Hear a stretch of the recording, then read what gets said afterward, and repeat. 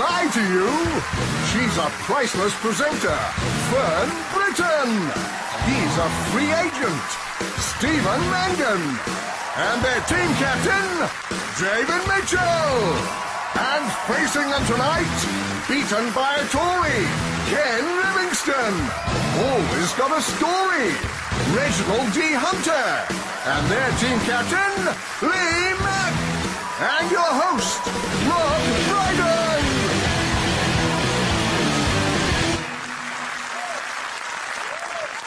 Hello, good evening, and welcome to Would I Lie to You, the show where fibbing is the order of the day. When they're lying, people fidget awkwardly, they shuffle their feet, and they avoid eye contact. I know this is a fact because the other day I did a stand-up gig to an audience of 2,000 liars.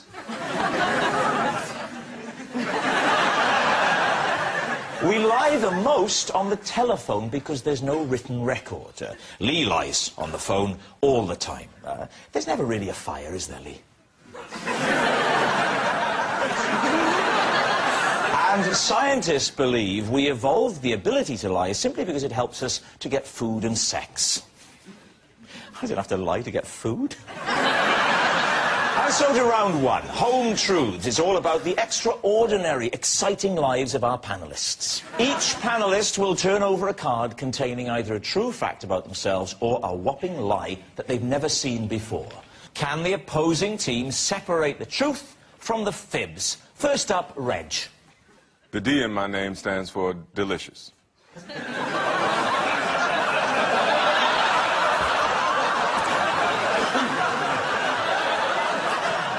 Obviously, why? Well, it was the late 60s when I was born, 1969. There are a lot of black men my age around that time being given names like Reginald and Winston and Delicious because... because at that time in America, affirmative action had just started. So black women saw an opportunity for their children to get more jobs, so what they did was, we'll give him a name that will enable him to be, you know, recognizable yet dignified to potential employers. And delicious is dignified? Well, I mean, you have to understand how it's a little different in the black community than it is in your white world. And so, like the name Delicious commands great respect in the ghetto.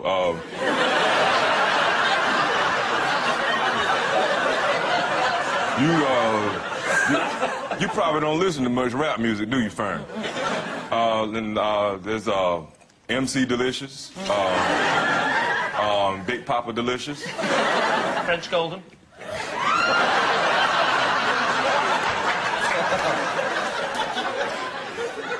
Where did Reginald come from? Reginald is a German name. It means mighty or wise power.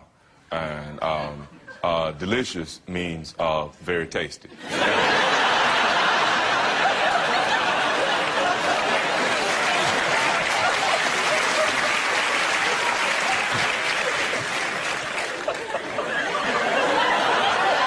What was your father's name? My father's name is Homer.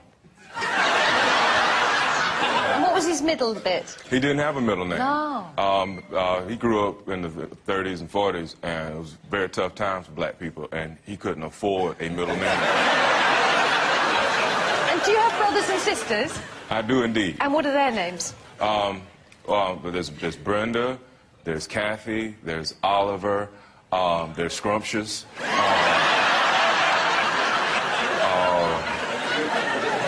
I don't think people would have thought that calling you delicious would help you get jobs, except as a food. Well, I think, shall we say it's a lie? I think that's what we're heading towards. It feels stupid when it's true. So you're saying it's a lie? Yes. Okay, Reg, is it the truth or is it a lie? It is a lie.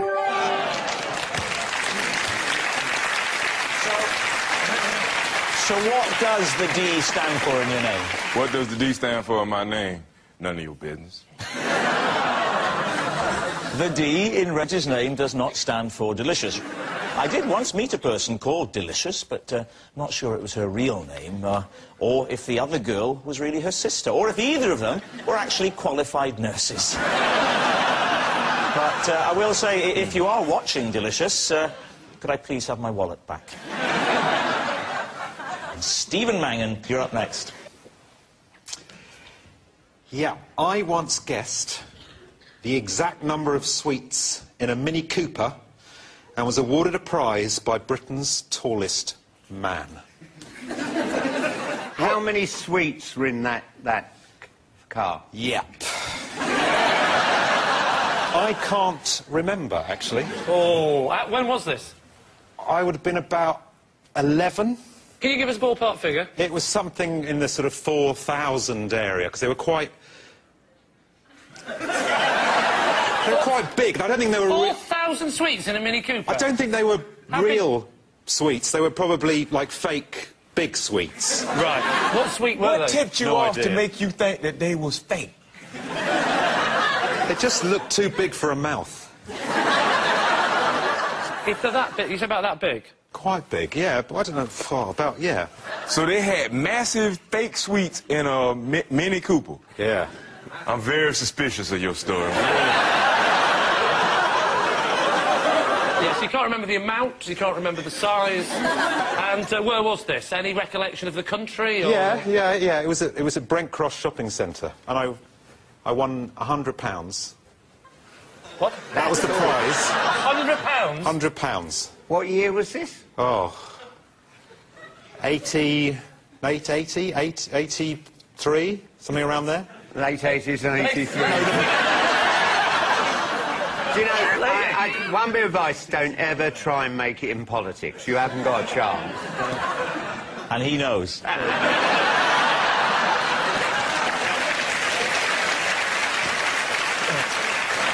I sense you're edging ever closer to a decision. What are we going to say, Ken? He's lying. Not that tough, then. Reginald? My first instinct to say that that's too fantastic of a story to have ever happened to anybody. But then I think, you look like you might do anything.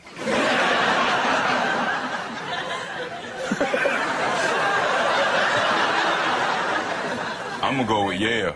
I don't know who to go with. Reginald with his suave charm. Or you. I'm going to go with Ken here and say that you are, in fact, not telling the truth. You're saying it's a lie. OK. So, Steve Mangan, truth or fiction? It is, in fact, the truth. No!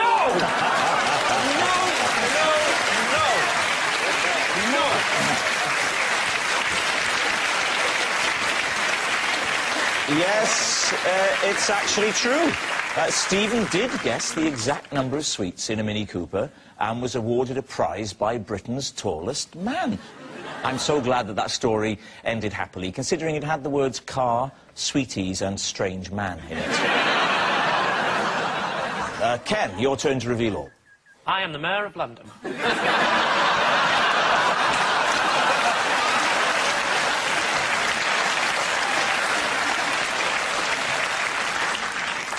I was the first person in the world to breed the Congolese frog, Hymenocyrus curtipes, in captivity. This shouldn't take long. David. Why? They are the only frog I know that has a prehensile anus. And...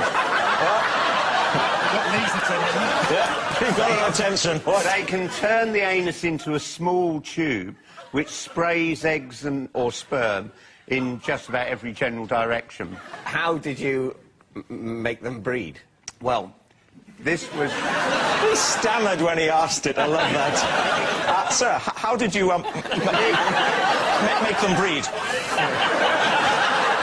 Everybody else had kept them in tanks with an aerator, which bubbled away. And with the prehensile anus spraying the sperm and the eggs in all directions, if it's bubbly water, they just sink down and nothing happens. They need to stay on the surface film. So it's pure luck on my part. Of... Not in my wildest dreams. I ever think I'd hear Ken Livingstone say anus so many times. You should have been around on election night. OK, David, what is your decision? Think it's... I think it's a very clever lie, because we know how you like amphibians or reptiles or whatever. What is it? What's Politicians. Politicians.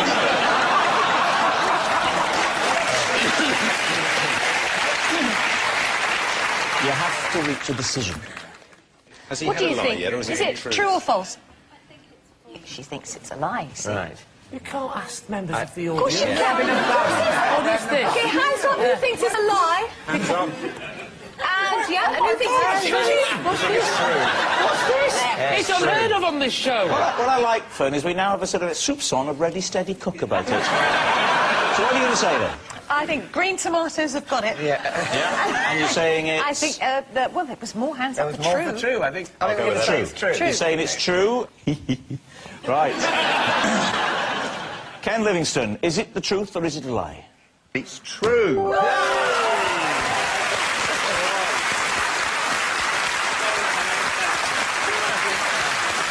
Yes, it's completely true. Ken was the first person in the world to breed the Congolese frog Hymenopterus curtipes. Have to say, Ken, perhaps if you'd concentrated a bit harder on your transport policy instead of Kermit, you'd still be in power.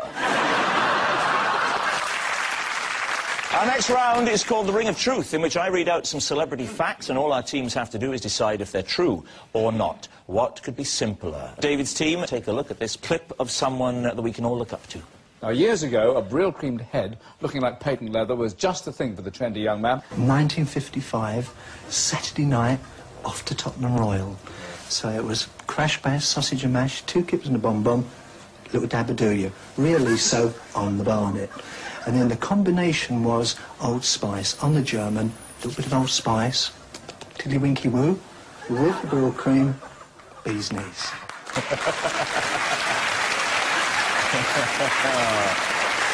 You know what? I wouldn't mind giving him a punchy once in the boat race. So here's the related fact, then, for David's team. The Archbishop of Canterbury once endorsed a Cockney version of the Bible. Is this possible, David's team? Why would you need a Cockney version of the Bible? It was to make the Bible more accessible to the man on the street. So, Some blush tomato, stigmata.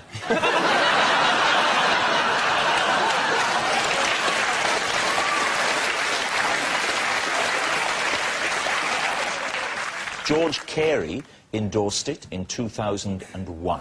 The feeding of the 5,000 becomes Jesus feeding 5,000 geezers from 5 loaves of Uncle Ned and 2 Lillian Gish. Jesus heals a deaf and dumb man is translated as Jesus heals a Mutt and Jeff geezer who couldn't rabbit either. Please let this be true. again, it'd be great if that was true. Wouldn't it be? I'd buy it. I'd I buy think one of we'd those. have heard about it, though, didn't You would, wouldn't you? Chas and Dave would have done a CD. Why is that clever? The rhymes. Why is that good? You're using language to make it unclear. Say what you Do you mean. think it was to stop the police knowing what you were talking about? Well, people shouldn't stop the police knowing what they're talking about. So what are you going to say? Yeah. I'd like to believe it, but I think it's a lie. It has to be a lie, doesn't it? OK, we'll say lie. You're saying lie.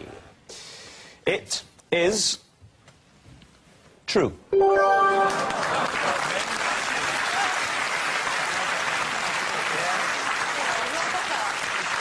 Yes, amazingly, it's true, and I have the book here. We don't Adam and Eve it. Let me read a bit to you, the Lord's Prayer. I'm going to hate this, aren't I? Yes, you are. You are. OK, I'll brace myself. Hello, Dad. Oh, God. No, Dad. Oh, sorry. Hello, Dad, up there in good old heaven. Your name is well, great and holy, and we respect you, Gov. We hope we can all have a butcher's at heaven and be there as soon as possible, and we want to make you happy, Gov. It is true. When the book came out, it was a massive hit, which is also Cockney rhyming slang. Which means at the end of that round, it's David with 3 points and Lee with 2 points.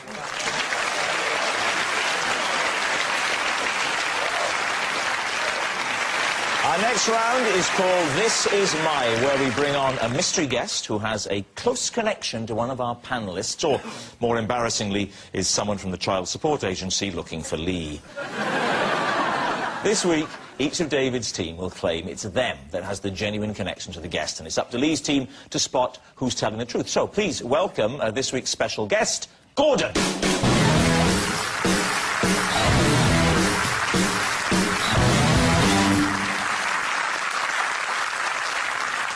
So, Stephen, what is Gordon to you? Well, this is Gordon. Gordon and I were in a prog rock band called Aragon, and we recorded an album called The Wizard's Dream.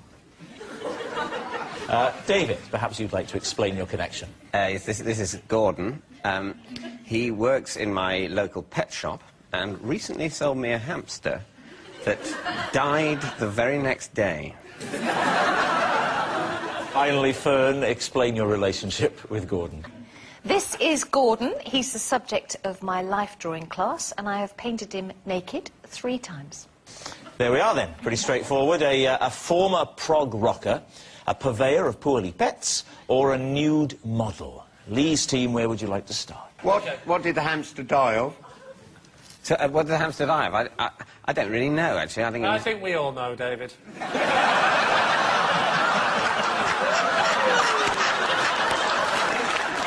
You didn't take it back and ask your money back or ask an explanation about why it died? You just brought the man who sold you the dead hamster on the show. That's justice. Who was the hamster for? It was for the godson of some friends of mine. No, rather my godson, who is the son of some friends of mine. Can I ask, are you close? It was for God's son. For his birthday, I bought him a hamster, and he came down the next morning. And the hamster was no longer alive. OK. Stephen. Hello. Could you remind us again of the name of the band? Aragon. OK. And what was the album? The Wizard's Dream. Can you name some of the songs on the album? Yep. In fact, I've changed the question. Name them all without stopping for breath. There was The Dragon, which was 15 minutes long. Reflections of the Reaper.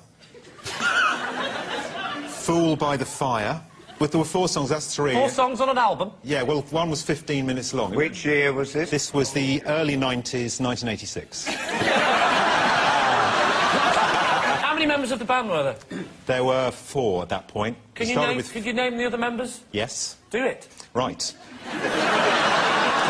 Let's see where we're going. Charlie Dilks. Yeah. Good old Charlie. And Angus Ford Robertson. And Fern. Now, you take sketches of this man here. So, what, you built up from fruit to flowers to his testicles, or...? We started on a ladder and a bit of fabric and paintbrushes and things, and then we moved on to, eventually, Gordon, and he was there for three sessions. Okay, now let me ask you this. When did you do this course? 2 years ago I started, and I still do them. You still do them? Now, you get up and you rush off to the studio, you got 4 kids, and you have whatever extra things you do, and then you have time to go and paint men you don't know nuts. Well, it's only... It's 7 o'clock to 8:30. Really? Yes. Really? You very energetic woman, Fern. Do all that. Don't say thank you. It's not a compliment, it's an accusation. So, Lee's team. Is Gordon Stephen's ex-bandmate, David's hamster vendor, or Fern's nude model? OK, what do you think, Reginald? I don't think Fern had the time.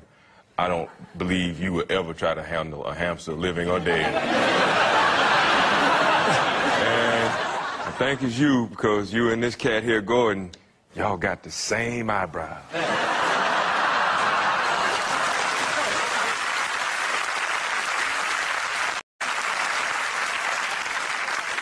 And, so, Ken, you're going with Stephen as well? Yeah. So it's Stephen. Let's go with Stephen.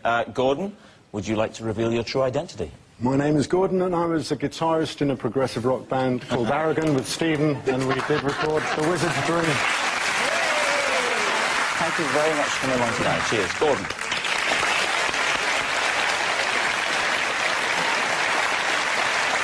Yes, the story was true. Gordon was Stephen's bandmate.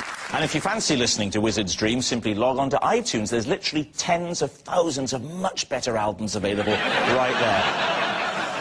So, at the end of that round, David's team have 3 points, Lee's team have 3 points.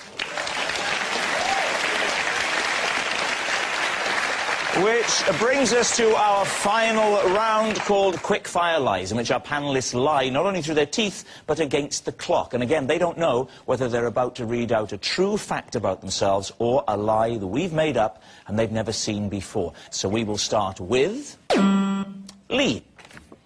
Last year, I was ordered to leave Blackpool Tower after I threw a sausage roll off the top.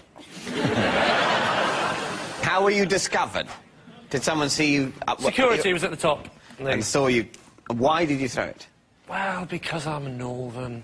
I just thought the bin's over. You know, the bin was not in sight. Why didn't you finish it? Because actually, I'd already had one. This was my second. I was halfway through it, and I thought, no more for me.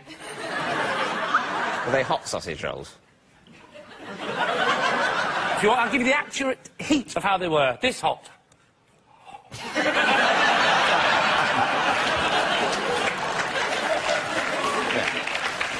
Why did you throw it off the top? You're there, there's security there. It's a horrible thing to do. Someone, how fast is a hot, or even quite hot, sausage roll going to be moving by the time you're wrong, David. No, it wasn't quite hot. Morbidly obese child down on the promenade having a miserable time on holiday in Blackpool, of all places, and then he's just heard about the divorce of his parents, consoling himself with another load of high-sugar snacks, and the next thing he knows, a warmish sausage roll hits him slap in the face.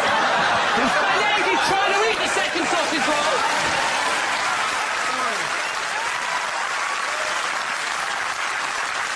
David, let's have a guess. Fern. I don't think he would. I think it's a lie. I think we think this is a lie. Yeah. You're all agreed? Yes. It's a lie? It's a lie. OK, Lee, is it the truth or is it a lie? It's actually a lie. Yes, it's a lie. Lee was not ordered to leave the Blackpool Tower after throwing a sausage roll off the top. As if anyone from the north would waste something wrapped in pastry.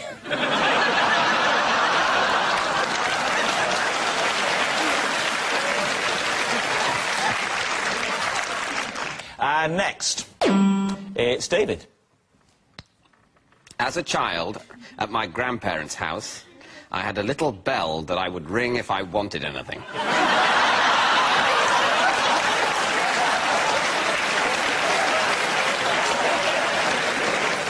Lee, why did you have a bell? Well, there was a bell. It was a pre-existent bell. There was a bell in the house, and I liked it. Only at the grandparents' house? Yes. Not at home? Because your parents didn't play that shit. Yeah. At home, you just sort of went... And...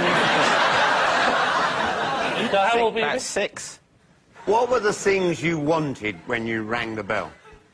More chips. A glass of orange squash. Sense of purpose in life. Was it both grandmother and grandfather that would come and wait on you hand and foot, or was it just one or the other? I was a small child. I was indulged to a certain extent, but then also to a certain extent there was... Can you actually just stop ringing your bell now? OK. So, Lee's team, what do you think? The parents could easily have had a bell, and the little brat could have just... I liked the bell. I liked ringing the bell. He liked ringing the bell. Is it true or is it a lie? Reginald, delicious hunter.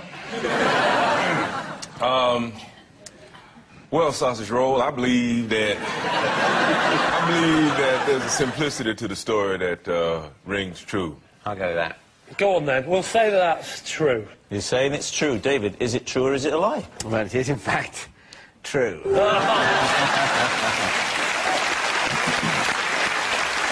Yes. Yes, it's true. As a child, David's grandparents' house did have a little bell that he would ring if he wanted anything. Ding-a-ling. Could I have a posher upbringing, please? That's a remarkable impression, because it has the advantage of also sounding quite a lot like Ken Livingstone. I thought that was a You're absolutely right. As I did it, I thought this isn't the best David Mitchell I've ever done. Right. If it was going to be one of the good David Mitchells, it'd be a bit more like this. I don't know why anybody would think I would do that. Why would they think that? And I'll tell you another thing.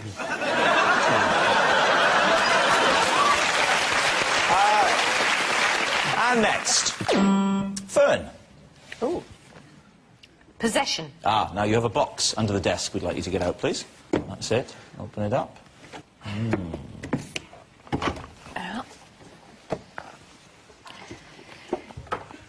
This is my tea cosy.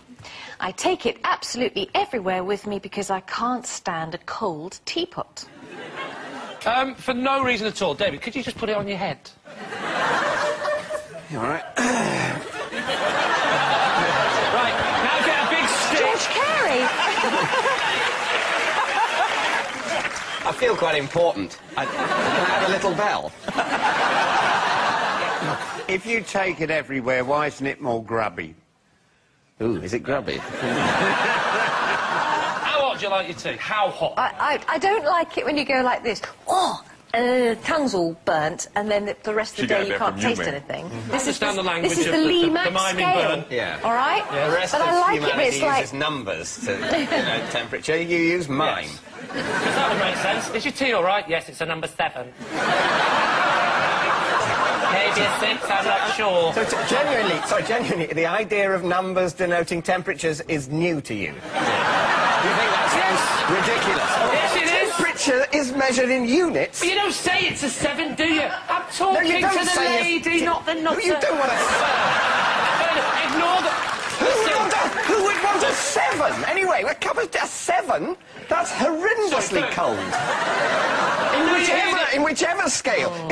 If it's centigrade, it's too cold. If it's Fahrenheit, it's solid. So, Lee, we need a guess, please. What do you think? Come on. Come on, man. Come on. Can you be equally cool? I think it's a lie. OK, so that's a lie. You're saying it's a lie? Fern, is it true or is it a lie? It's true. Oh!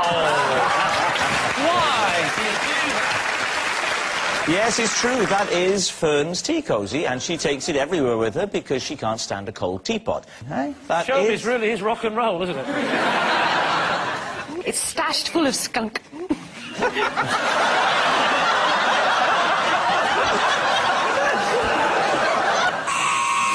And that noise signals time's up. It's the end of the show. I can reveal tonight's score is a draw. David's team have 5 and Lee's team have 5.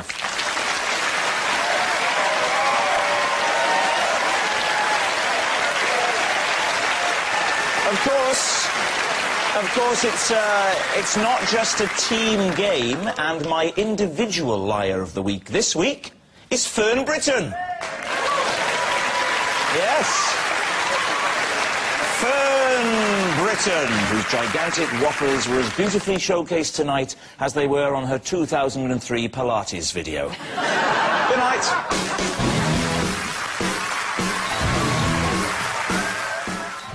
Working with fish and chick tonight, but can they cut it? Blood, Sweat and Takeaways on the way next on BBC One. And Moe makes an unexpected friend in tonight's film, Lawn Dogs, at 12:05.